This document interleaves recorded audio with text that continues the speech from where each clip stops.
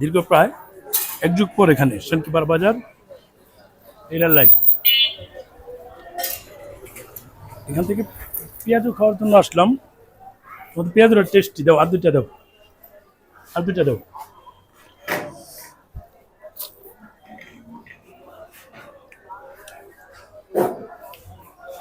গ্রামের পাশে যেটা আগে একটু অন্যরকম ছিল, এই সাইড দিয়ে একটু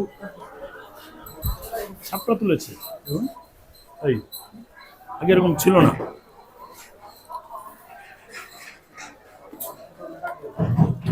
ভাই একটু পেঁয়াজ দিও তো।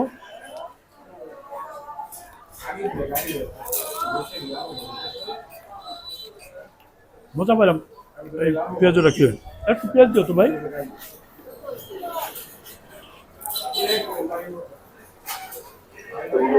দিলে হবে।